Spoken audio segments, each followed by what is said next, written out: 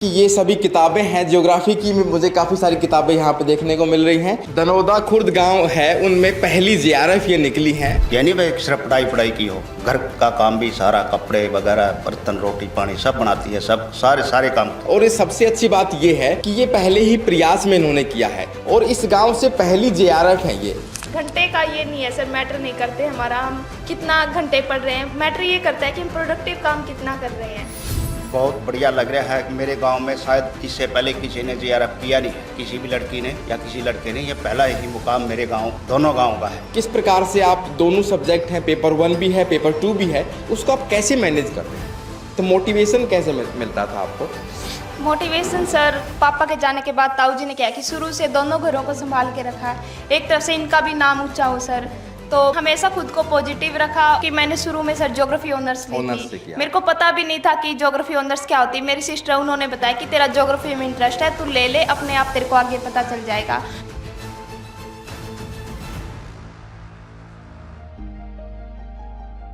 Hello everyone, मैं हूं doctor Yogesh शूटवाल, आपका ज्योग्राफी का एजुकेटर। जैसा कि सभी को पता है, उत्कर्ष यूजीसी नेट प्लेटफॉर्म पर यहाँ की स्टूडेंट हैं नेहा वर्मा। उन्होंने दिसंबर 2024 के एग्जाम में जेआरएफ टॉप किया है पेपर 2 ज्योग्राफी से।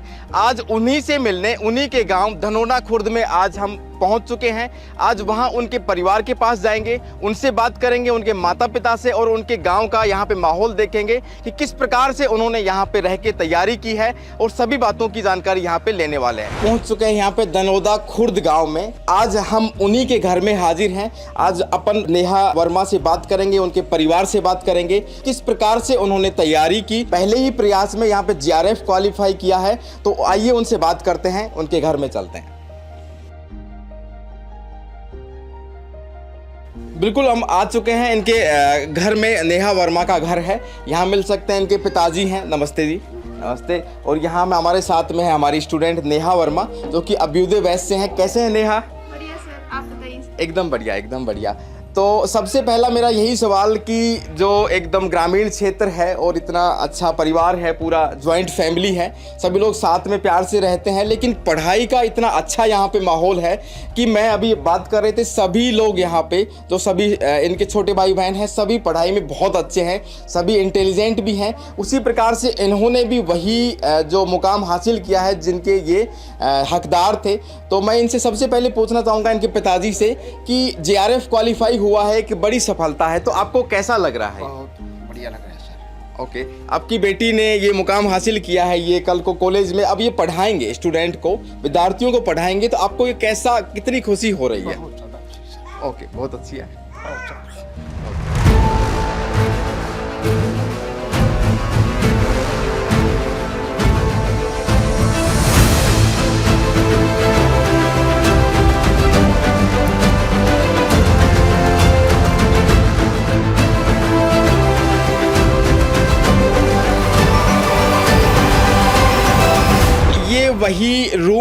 ये वही रूम है जहाँ पे नेहा ने अपनी स्टडी की है। आप देख सकते हैं नेहा यहाँ पे अपने नोट्स के साथ में है, और ये वही जगह है जहाँ पे नेहा ने अपनी स्टडी की है। और इसी रूम में आप देख सकते हैं कि ये सभी किताबें हैं ज्योग्राफी की। मुझे काफ़ी सारी किताबें यहाँ पे देखने को मिल रही हैं, और ये टेबल है जहाँ पे बैठ के नेहा ने काफ़ी अपना मेहनत की है और इस मुकाम पे हासिल किया है। तो नेहा, मतलब कितने घंटे आप पढ़ाई करते थे? सर घंटे तो सर, मतलब शुरू में लाइब्रेरी सर, मतलब 10 से 5 बजे तक तो क्लासेस थी, लेकिन जो दिसंबर का मंथ है उसमें मैं पूरा दिन रात सर यहीं रहती थी। मतलब रात को मेरी मम्मी यहाँ सो जाती थी, मैं यहाँ अपना पढ़ती। मतलब वो मेरा रूटीन है। मतलब मेरे को दिन में इतना अच्छा नहीं लगता पढ़ना, मैं रात को ज़्यादा पढ़ती हूँ सर। तो मैं रात तक पढ़ती थी, दिन में क्या पता मैं 10, 11, 12 बजे उठती सर, लेकिन रात तक मतलब जितना मेरे से हो पाता सर, मैं रात को पढ़ती थी सर। घंटे का ये नहीं है सर, मैटर नहीं करते हमारा हम कितना घंटे पढ़ रहे हैं, मैटर ये करता है कि हम प्रोडक्टिव काम कितना कर रहे हैं। तो बिल्कुल सही कह रहे हैं, घंटे गिनकर पढ़ना नहीं चाहिए, कि आपके कंसेप्ट अच्छे से क्लियर हों, क्वालिटी का पढ़ें, जितना पढ़ें वो आपको आत्मसात हो जाए और उसको याद रखें, कंसेप्ट क्लियर हो जाए। और ये भी आप बिल्कुल नहीं सोचे दिन में अपन पढ़ेंगे या फिर रात में पढ़ेंगे तो ज़्यादा अच्छा होगा। जब आपको समय मिले तो आपको उसी टाइम पढ़ना चाहिए, और आपके जो कंसेप्ट है ज्योग्राफी के, बाकी जो भी एग्ज़ाम की आप तैयारी कर रहे हैं, वो आपके कंसेप्ट क्लियर हो जाएँ तो वो बहुत अच्छी बात है। तो बिल्कुल नेहा का ये पूरा सबूत है, और ये ये पूरी चीज़ें देख सकते हैं आप कि यहाँ पे रह के ही नेहा ने तैयारी की है। तो मैं पूछना चाहूँगा कि भाई जो आपको सबसे पहले जो रिएक्शन था, भाई जेआरएफ में आपका सिलेक्शन हुआ है, ठीक है, आप हायर एजुकेशन में भी जाएंगे, फिर आप पीएचडी करेंगे, डॉक्टरेट करेंगे, तो सबसे पहला रिएक्शन भाई आपको कैसा लगा ये? सर बहुत अच्छा लगा जब रिजल्ट देखा, मेरी मम्मी को खुश देख के सर बहुत अच्छा लगा, क्योंकि उनके ही प्रयास से सर आज मैं यहाँ तक पहुँची हूँ। क्योंकि सभी कहते थे कि नहीं पढ़ना, लेकिन मेरी माँ ने, मेरे घर वालों ने मेरा पूरा साथ दिया है और आज मैं इस मुकाम पर हूँ। इसका पूरा का पूरा श्रेय है जो मेरी माँ को जाता है सर। बहुत अच्छी बात है कि जो हरियाणा राज्य से ही आप देख सकते हैं कि बेटी बचाओ बेटी पढ़ाओ जैसे जो नारे की शुरुआत हुई है, तो उसका ये प्रत्यक्ष एग्जाम्पल हैं।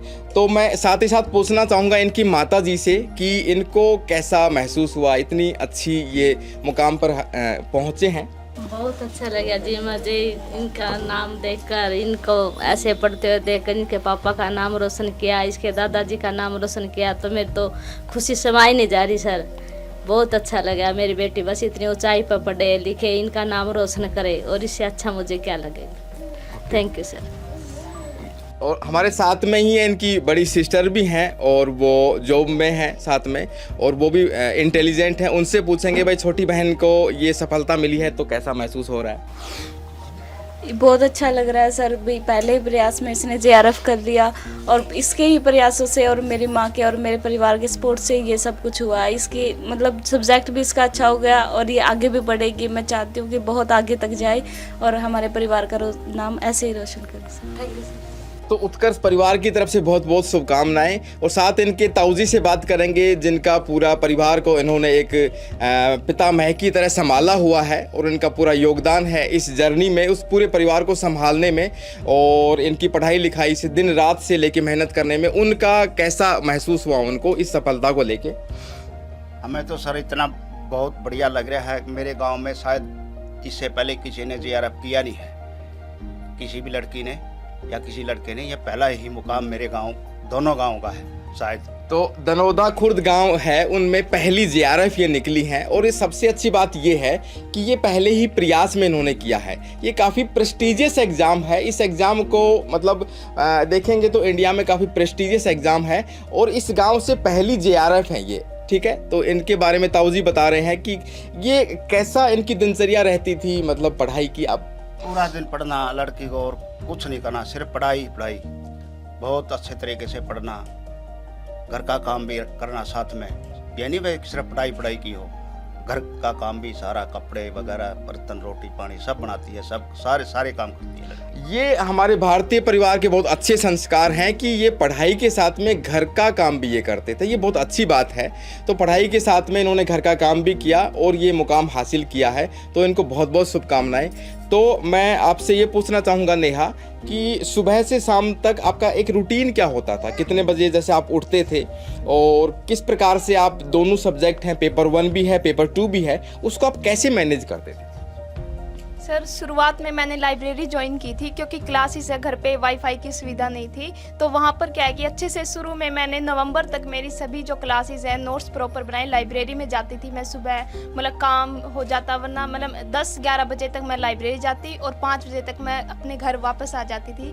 तो उस ड्यूरेशन में मैंने मतलब जून से लेकर नवंबर तक लाइब्रेरी में अपना टाइम है वो स्पेंड किया और वहाँ पर अपने नोट्स बनाए, क्लासेस पूरी की। उसके बाद दिसंबर है, दिसंबर का जो प्रॉपर जो मंथ है, जब तक 9 जनवरी तक मेरा एग्ज़ाम नहीं हो गया तब तक मैंने अपने घर रह के तैयारी की और सुबह से शाम तक मैं अपना रिवीजन और प्रीवियस ईयर है जो क्वेश्चन है उनको अटेम्प्ट करती थी। इसमें सर मतलब जो उत्कर्ष क्लासेस है उसका बहुत बड़ा योगदान है, क्योंकि खुद से मेरे को नहीं लगता कि हो सकता है। तो हम अगर अकेला स्टूडेंट सोचे कि मैं भी कर लूँ प्रिपरेशन, तो उसमें क्या होता है कि हम सोचे पहले हमारा फर्स्ट पेपर कर ले कंप्लीट या सेकंड, लेकिन उसमें क्या है कि हमारी पैरेलल क्लासेस चलती थी तो फर्स्ट और सेकंड पेपर है, कोई पीछे नहीं छूटा और दोनों आराम से टाइमली हमारा सिलेबस पूरा हो गया।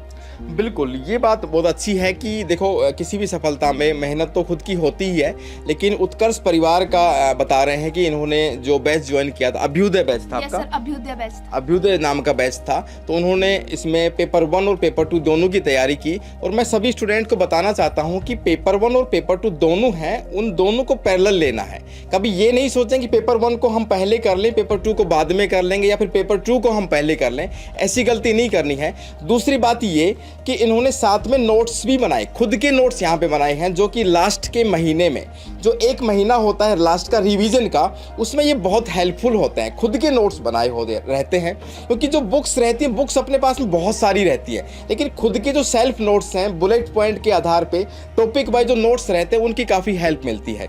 ठीक है, तो आप इस जर्नी में जो दिनचर्या रहती थी नेहा, तो उसमें अपने आप को कैसे मोटिवेट कैसे रखते थे, ताकि सभी स्टूडेंट यहाँ पे देख रहे हैं, तो मोटिवेशन कैसे मिलता था आपको? मोटिवेशन सर कुछ तो घर वालों को देख के कि हमें पढ़ा रहे हैं, हमारे ऊपर इतना खर्चा लगा रहे हैं सर। मेरी माँ मतलब हमें किसी एक पैसे की भी कभी तंगी नहीं हुई, चाहे मेरी माँ ने कितनी ही मतलब मुश्किलें झेली हो सर। तो एक था कि हाँ इनका नाम रोशन करना है। मेरे ताऊ जी है, मतलब पापा के जाने के बाद ताऊ जी ने क्या कि शुरू से दोनों घरों को संभाल के रखा है, एक तरफ से इनका भी नाम ऊँचा हो सर।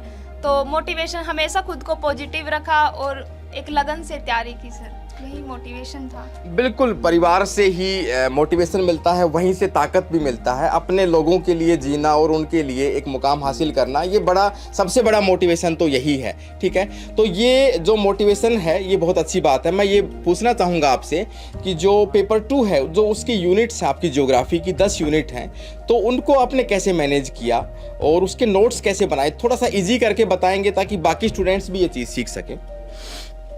सर हमें ना शुरू से शुरुआत करनी। जैसे शुरू में जो हमारी फिजिकल ज्योग्राफी की जो यूनिट है, जैसे जियोमॉर्फोलॉजी, क्लाइमेटोलॉजी और ओशनोग्राफी, हमें क्या है कि शुरू से लेकर लास्ट तक चलना है, क्योंकि लास्ट में जो क्या है कि ह्यूमन ज्योग्राफी बाद में ही आई थी, पहले फिजिकल ज्योग्राफी को स्टडी किया गया था। तो उसके कॉन्सेप्ट है वो सारे के सारे क्या है कि जो ह्यूमन ज्योग्राफी है वहाँ पर अप्लाई होते हैं। तो मैंने शुरू से 0 से मतलब 1 तक जाने की क्या है कि शुरुआत मतलब कोशिश की थी।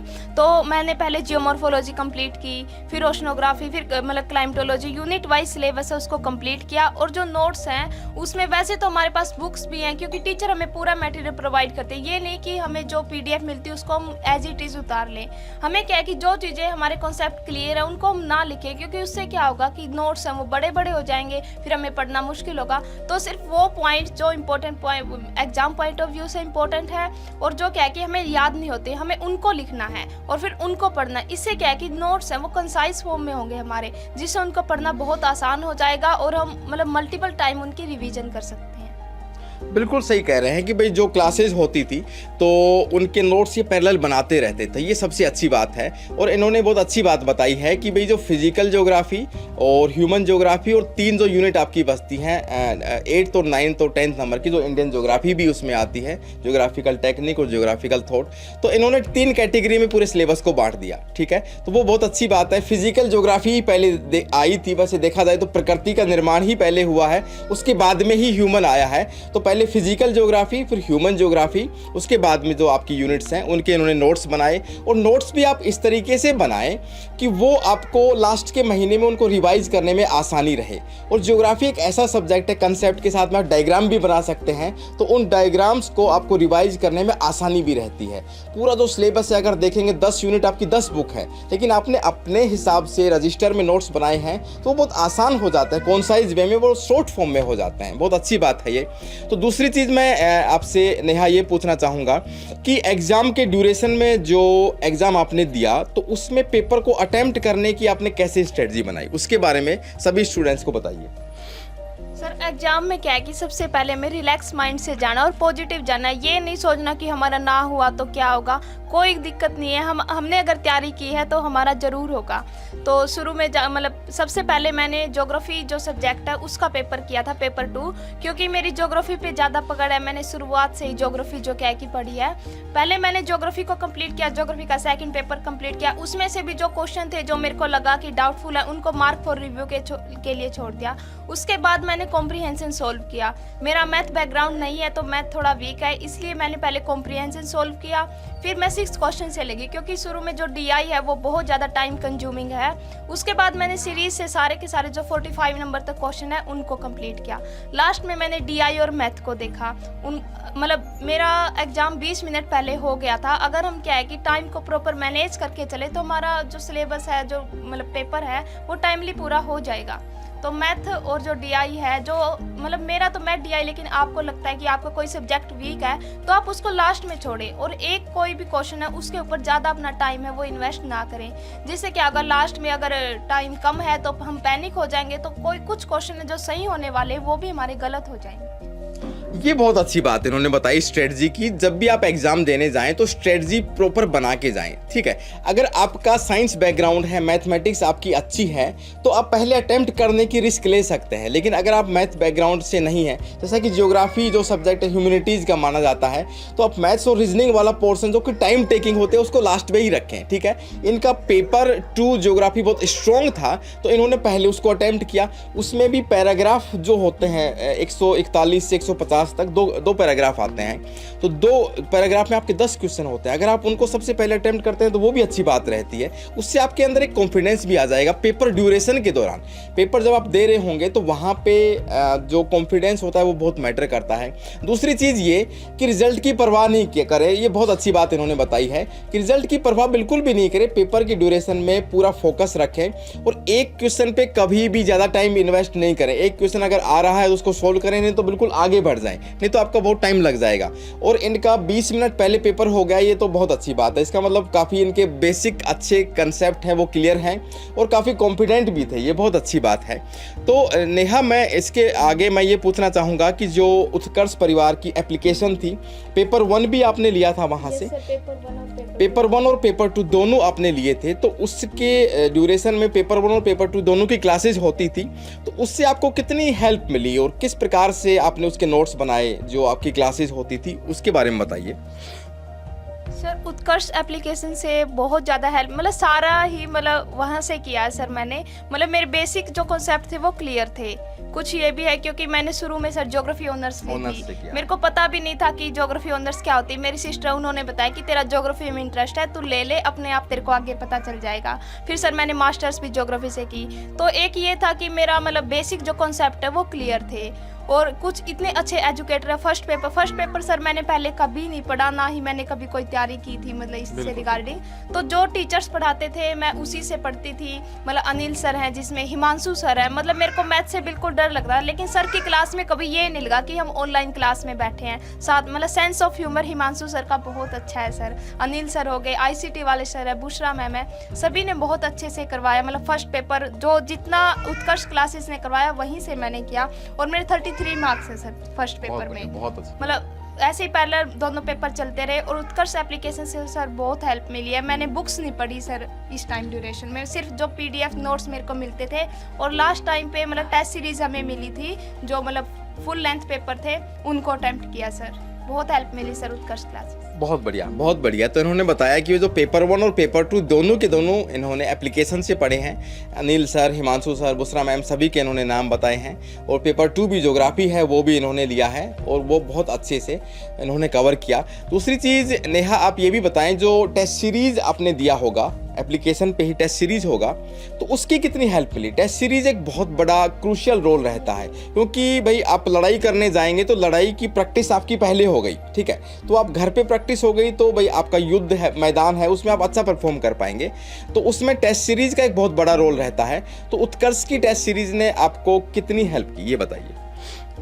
बहुत हेल्प हुई सर उत्कर्ष की टेस्ट सीरीज से भी, क्योंकि हमने सिलेबस पढ़ लिया है। अब हमें थोड़ी पता है कि क्या इंपॉर्टेंट है एग्जाम पॉइंट ऑफ व्यू से, या फिर किस टाइप से हमें क्वेश्चन आते हैं। जैसे असर्शन रीजन के क्वेश्चन है, कोई कॉन्सेप्ट हमने पढ़ लिया, अब हमें पता नहीं कि वो अप्लाई कैसे हो गए। असर्शन रीजन में हमें मेनली क्या है कि हमारा कॉन्सेप्ट क्लियर होना चाहिए और हमें वो चीज़ उसके ऊपर अप्लाई करनी आनी चाहिए।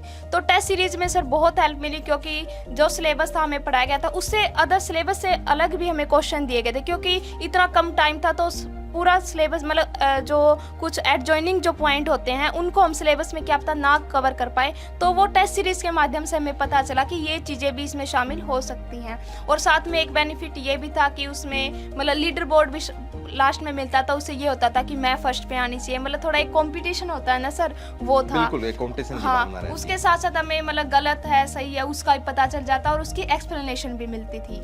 ये सर बिल्कुल बिल्कुल टेस्ट सीरीज से मतलब पता रहता है कि भाई आपका कितना प्रैक्टिस हो रहा है। चलो नेगेटिव मार्किंग यूजीसी नेट में नहीं है, लेकिन फिर भी आपकी रैंकिंग रहती है, एक मोटिवेशन रहता है, मेरा फर्स्ट रैंक है और अगली बार मेरी सेकंड नहीं आनी चाहिए, ये एक अंदर से मोटिवेशन रहता है।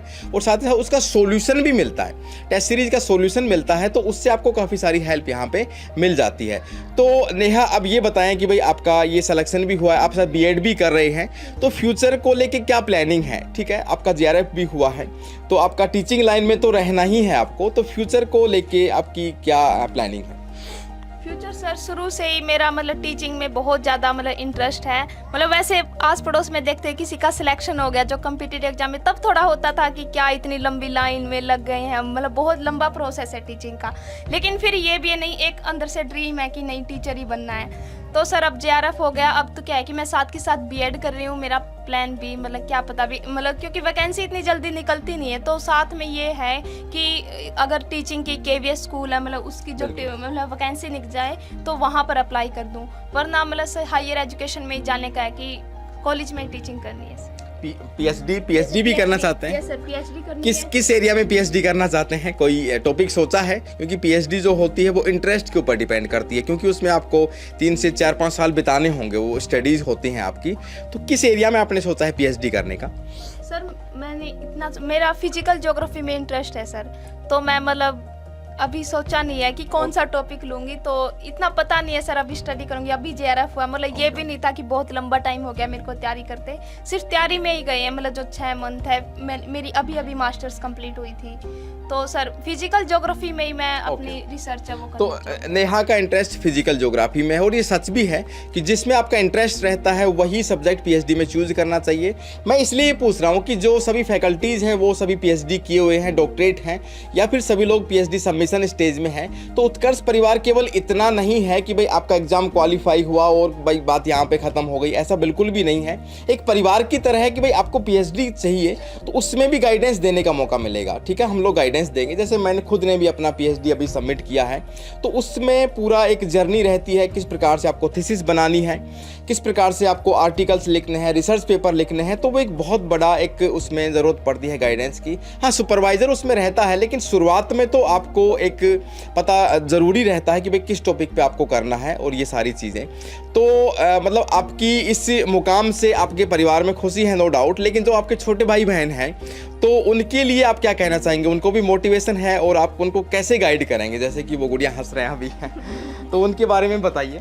मोटिवेशन तो है ही सर। अगर हम मतलब मेरी फैमिली में मेरे भाई हैं, मेरी सिस्टर है बड़ी, सभी पढ़े लिखे हैं, तो ये होता है कि हाँ इन्होंने कुछ किया हम भी करें, तो ये मेरे से भी सीखेंगे ही सर कि मतलब अब आप मेरे को यहाँ सम्मानित करने आए, इनको भी होगा कि हमारे साथ भी ऐसा होगा, मतलब मोटिवेशन तो मिलेगा ही सर इनको अपने आप। बिल्कुल बिल्कुल, और हमारा भी पर्पज़ यही था कि भाई जो सम्मान है वो बिल्कुल जो हकदार है वो होना चाहिए। और क्योंकि भाई आप एक लड़की हैं तो उस बहाने से भी हम ज़रूर था कि भाई यहाँ आप आएंगे और उत्कर्ष परिवार मतलब साथ में रहता है हर चीज़ में, तो ये बहुत ज़रूरी चीज़ थी। तो अभी मैं एक क्वेश्चन ये पूछना चाहूँगा कि भाई जो फ्यूचर में जून का एग्ज़ाम है, जून 2025 का एग्ज़ाम है, उसमें काफ़ी सारे स्टूडेंट हैं वो एग्ज़ाम देने वाले हैं। तो उस एग्ज़ाम में कुछ लोगों का अभी नेट हुआ है, पीएचडी हुआ है, जेआरएफ नहीं हुआ है, वो भी टारगेट कर रहे हैं। तो उस एग्ज़ाम के लिए बाकी स्टूडेंट को आप क्या टैगलाइन देना चाहेंगे, या फिर एक मोटिवेशन के तहत या फिर स्ट्रेटजी किस प्रकार से वो जर्नी करें? क्योंकि भाई एक सक्सेस स्टोरी है, काफ़ी लोग उसको देखने वाले भी हैं, तो उसको किस प्रकार से आप बताना चाहते हैं अपने जो भाई जूनियर्स हैं या फिर जो एस्पिरेंट हैं जून 2025 को टारगेट करते हुए? सर सबसे पहली बात तो जब से मेरा मतलब परसों या फिर 4 दिन पहले रिजल्ट आया, तब से मेरे पास फ़ोन आ रहे कि आपने कहाँ से कोचिंग ली। मेरे जूनियर्स हैं, मेरे सीनियर्स भी हैं जो जिन्होंने पहले मतलब तैयारी कर रहे हैं, उनका नहीं हुआ, तो वो मेरे से पूछ रहे हैं कि कहाँ से कोचिंग ली, कैसे क्या किया। ये कुछ मैं कहना चाह रही हूँ कि सभी क्या है कि मतलब कोचिंग ले, ये भी नहीं है कि मतलब मेरे को उत्कर्ष क्लासेस में टीचर का समझ में आया तो आप वहीं से रहे, आपको जिस टीचर्स का समझ में आ रहा है वहाँ से रहे। लेकिन उत्कर्ष का क्या है कि मतलब पेपर जो 1 है वो हम कितना ही पढ़ लें, उसका क्या है कि एक दायरा नहीं है कि ये हम यहाँ से पढ़ लें। लेकिन उत्कर्ष क्लासेस से मैंने जितना पढ़ा सिर्फ उसी में से एग्जाम आया है। मेरी डीआई में मतलब जो नंबर कटे हैं वो सिर्फ मेरी कमी की वजह से हैं और मैथ के जो कटे हैं। लेकिन क्या है कि फर्स्ट पेपर सेकंड पेपर बहुत अच्छे से करवाया है। तो मैं आपको सजेस्ट करूँगी कि आप उत्कर्ष क्लासेस से अगर कोचिंग लेते हैं तो जैसे मेरा हुआ है, मेरे ख्याल से आपका भी हो जाएगा। उसमें आपकी मेहनत भी बहुत आपका साथ देगी और जो टीचर्स हैं वो साथ के साथ मोटिवेशन है, हमारी क्लासेस जो रेगुलर लगती हैं उसमें आपका बहुत ज़्यादा जो हेल्प हो। ओके ओके, बहुत बहुत आपको शुभकामनाएं नेहा। और अंत में मैं इनकी ही बड़ी बहन हैं उनसे भी मैं दो बात करना चाहूँगा कि भाई आपका थोड़ा सा एक इंट्रोडक्शन दे मैं, और आपने किस प्रकार से इनको गाइड किया। एक छोटी बहन है तो उसके हिसाब से आप बताएं कि आपने किस प्रकार से इनको गाइड किया और आपका कितना रोल कैसे। सर मैंने बीएससी की थी गवर्नमेंट कॉलेज हिसार से जीजीयू से, फिर मास्टर्स किया केमिस्ट्री में और फिर उसके बाद ही इसका एडमिशन करवाया था। फिर मैंने मतलब तैयारी कर रही हूँ अभी भी। और इसका मतलब ज्योग्राफी में ये बोल रही थी कि सिंपल बीए में एडमिशन लेना है, तो मेरे को पता था कि इसका इंटरेस्ट ज्योग्राफी में। और ज्योग्राफी के जो हमारे स्कूल के टीचर्स थे ना, मंजू मैम थे, वो बहुत अच्छे थे, तो इन्होंने ज्योग्राफी अडोप्ट मैंने ही करवाया था इसको। फिर मैंने ऑनर्स में एडमिशन करवा दिया, ये मना कर रही थी फिर भी करवा दिया। फिर इसको मास्टर्स में एडमिशन लेना था, बाहर जाने की बोल रही थी, मैं बोली कि कॉलेज में ही कर ले और साथ में नेट की प्रिपरेशन कर ले। फिर इसका करवा दिया। फिर तभी मैं बोल रही थी कि मास्टर्स के साथ साथ ही नेट की कोचिंग ले ले। ये बोली कि खुद कर लूँगा। मैं क्या, खुद से नहीं होगा, कोचिंग ले ले, कोचिंग से होगा। फिर उस दौरान तो इसने ली नहीं, पर मास्टर्स करने के बाद इसने कोचिंग ली और कोचिंग उत्कर्ष से ली और इसका इनरोल भी मैंने किया था। फिर उसके बाद फीस भी मैंने की थी। फिर उसके बाद इसने मतलब तैयारी की और बहुत अच्छे से, और उसके मतलब बहुत पढ़ती थी ये, रात को भी पढ़ती थी। मैं तो सो जाती थी, ये पढ़ती थी और इसकी बहुत ज़्यादा मेहनत की है इसने। और इसके साथ साथ मेरे मतलब पापा का भी ड्रीम था कि है ना हम बहुत सक्सेस करें, पर अनफॉर्चुनेटली उनकी डेथ हो गई। लेकिन अब इसने कर दिखाया है, तो शायद वो कहीं देख रहे होंगे तो उनको बहुत अच्छा लग रहा होगा। और मेरे दादा भी बहुत सपोर्ट करते थे हमें, हमेशा ये कहते थे, मेरी दादी मना करती थी ना, तो दादा ये कहते थे कि मेरी बेटी इतना पढ़ेगी, इतना वो करेगी, कार में आएगी, ऐसा करेगी, ऐसा करेगी। उसके बाद मेरे भाई मंजीत संदीप का, उनका भी बहुत सपोर्ट रहा, हमेशा सपोर्ट किया उन्होंने। कहीं एडमिशन लेना हो तो हमेशा साथ रहे हैं। ताऊ जी का भी जब मतलब बाकी जो मतलब गांव वाले लोग कहते थे तो भी ताऊ जी ने कहा कि नहीं मेरी बेटियां पढ़ रही है। तुम तो सबका ही बहुत सपोर्ट रहा और इसकी ये भी बहुत मेहनती है। और ये सबसे अच्छी बात है कि ये हमेशा पॉजिटिव रहती है, मतलब कभी ये नेगेटिव सोचती नहीं। इसका ये भी हाँ मैं इतना कर सकती हूँ, बस मैं कर सकती हूँ। बिल्कुल, मैंने पहले भी इनसे बात की थी तो मैंने इनको बोला भी था कि भाई आप में एक कॉन्फिडेंस भी है, आप में एक शिक्षक छुपा हुआ है। मैंने उस दिन भी आपको पहले बोला था कि एक शिक्षक छुपा हुआ है, कि इसका मीनिंग ये है कि आप दूसरे लोगों को भी मोटिवेट करते हैं। ठीक है, एक पॉजिटिविटी वाली बात इनकी ये सिस्टर बता रहे हैं कि वो बहुत अच्छी बात है। किसी भी सिचुएशन में, कैसी भी कोई लो सिचुएशन है, कभी अपन अच्छा फील करते हैं, बुरा फील करते हैं, तो उस जर्नी में पॉजिटिव रहना बहुत ज़रूरी है। कोई भी कॉम्पिटिटिव एग्जाम अपन देते हैं उसमें काफ़ी टफ टाइम भी आता है अपने लिए, तो उसमें पॉजिटिव रह के आपको मेहनत करनी है। और अंत में इन्होंने ये जो मोटिवेशन जून 2025 के लिए बोला है कि सभी लोग पॉजिटिव रहें। और हाँ, एक चीज़ और भी है, पेपर 2 में आपको बहुत अच्छा करना है। अगर किसी भी एक सब्जेक्ट में अच्छा करना है या फिर उसको पीएचडी या फिर नेट जेआरएफ के लेवल पे पहुंचाना है, तो आप मतलब उसमें ऑनर्स कर सकते हैं और मास्टर्स तो अपन करते ही हैं उसमें। तो ऑनर्स से आपका जो बेसिक होता है, जो रूट्स होती हैं, वो आपके कंसेप्ट बिल्कुल क्लियर हो जाते हैं। और दूसरी चीज़, तो इनका जो परिवार है एक वटवृक्ष की तरह मुझे लग रहा है, और जो परिवार से आपका जो कहते हैं कि भाई रूट्स हैं वो जुड़ी हुई रहती हैं, तो उससे अपने आप एक मोटिवेशन मिलता है।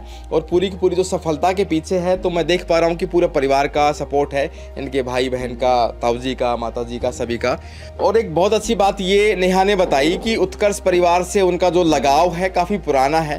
तो इन्होंने आज हमें गौरव सर की जो बुक है, गौरव सर ने अनाउंसमेंट किया था कि जो स्टूडेंट हैं 1000 स्टूडेंट, उनको एक लकी ड्रॉ निकला था, उसके तहत इनका सिलेक्शन भी हुआ था। तो इनका जुड़ाव उत्कर्ष परिवार से काफ़ी पुराना है। तो ये बुक से काफ़ी इनको जनरल स्टडीज़ की बुक है ये, करंट अफेयर की, तो ये दिखा रहे हैं काफ़ी पहले इनको ये मिली थी इनाम के तौर पर। तो उत्कर्ष परिवार से इनका काफ़ी पुराना जुड़ाव है। Thank you so much Neha, और सभी परिवार वासियों को मतलब मेरी तरफ से शुभकामनाएं बहुत बहुत।